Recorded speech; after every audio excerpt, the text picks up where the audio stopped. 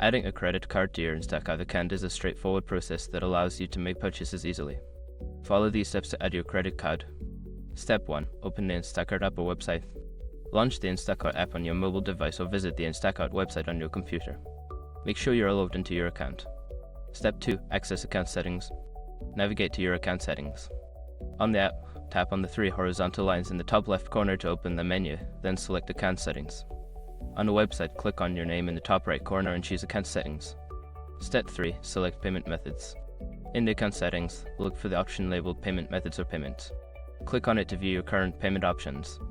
Step 4. Add a new credit card. Click on the button or link that says Add Credit Card or Add Payment Method. Enter your credit card details, including the card number, expiration date, and security code. Make sure to double-check the information for accuracy. Step 5. Save your changes.